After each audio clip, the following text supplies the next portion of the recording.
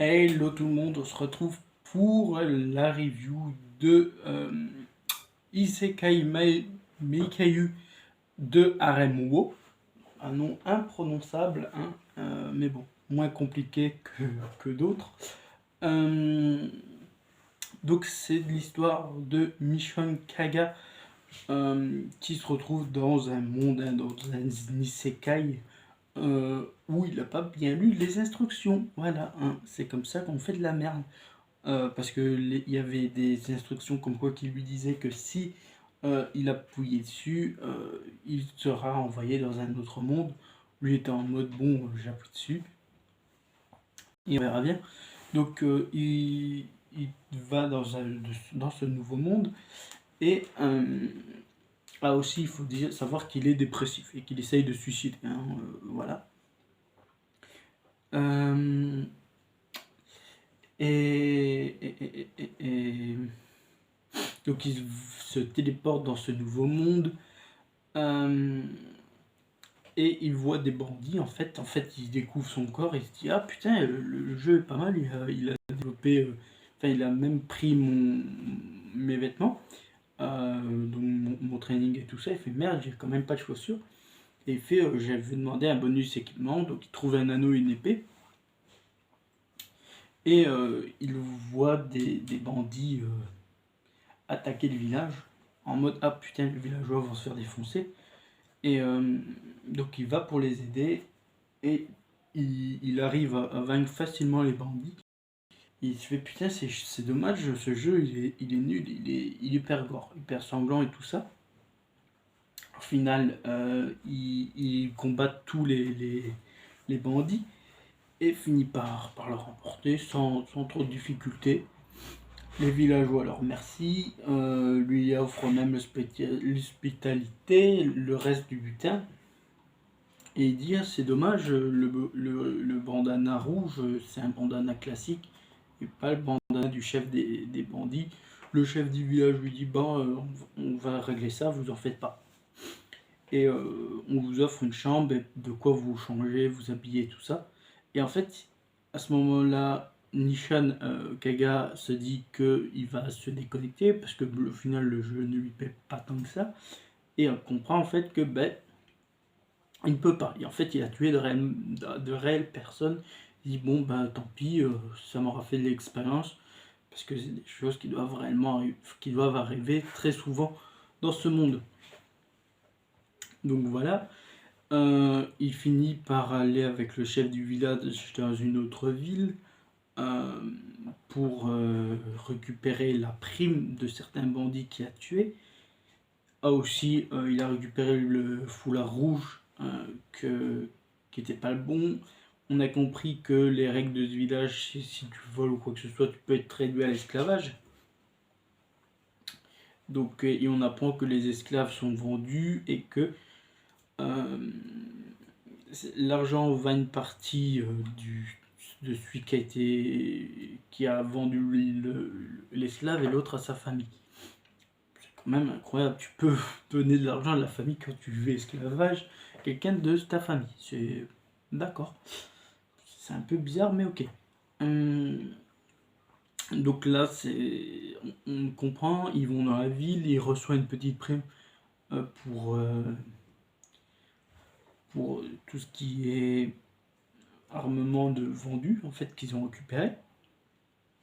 Ils donnent la moitié. Et aussi il y a la proposition de vendre des esclaves, hein, donc des personnes qu'ils ont su capturer, récupèrent de l'argent pour ça. Et ils donnent la moitié au chef de village parce que... Alors excusez-moi, j'ai coupé parce que j'ai eu une crise d'éternuement. Donc ils donnent la moitié de l'argent qu'ils ont récupéré au chef du village, hein, vu que le village a contribué à l'arrestation des autres bandits et de la récupération des objets. Au final, ils se séparent, lui et le chef du village. Le marchand d'esclaves vient le revoir en mode hey, j'ai un truc à te demander, vous êtes un aventurier, tout ça. Est-ce que ça vous intéresserait d'acheter un esclave? Et là, c'est parti en couille. Parce que le marchand d'esclaves lui présente Roxane, qui est une esclave. mais qu'aussi une esclave qui peut devenir une esclave sexuelle. Et oui. Alors, et pourtant, j'ai vu la version non censurée de cet animé, parce qu'il y a une version censurée et non censurée, vu que c'est assez violent et qu'il peut avoir de la nudité et des propos choquants. Je sais pas si elle était vraiment bien censurée, parce que il censurait le mot prostituée, je suppose, parce qu'ils les appelaient les bips. Alors quand même, on avait vu des images de gros seins, de femmes qui se plottent et tout ça, et qu'on parle de sexe, hein, carrément. Et il y avait des mots censurés, des bips, ils les appelaient les bips. Alors est-ce que le bip, c'est le nom de ces femmes à caractère sexuel, pour le coup, dans le monde, ou pas, je n'en sais rien. Mais, donc ils ont parlé, ils disent, voilà, moi je te présente Roxane, je te propose ça, mais à un tel prix, normalement son prix des esclaves. Mais vu mon assistant, je te propose 400 000 quelque chose. Et il fait ok, j'apprends. Mais il fait c'est combien? Puisque je vais l'apprendre. Et il fait ah, mais au final, c'est pas dans mes moyens. Le mec dit bon, allez, je te laisse une semaine. Et en fait, il compte parce que il veut. Le truc, c'est qu'il va la récupérer parce qu'il veut pas que ça soit notre femme, enfin notre homme qui couche avec elle. Donc voilà, on finit l'épisode 1 là-dessus. C'est un bon petit isekai. Je pense que j'en ferai des reviews aussi dessus. C'était un petit isekai qui m'avait tapé dans l'œil dès la description. Je me suis dit, bon, ok, pourquoi pas. Donc, ouais, deux animés que je vais vous reviewer pour cet été. Hein, cet été, voilà, il y aura quelques vidéos animées que j'avais pas encore fait. Hein. J'ai fait des vidéos séries, des vidéos de review de manga, mais pas d'animé.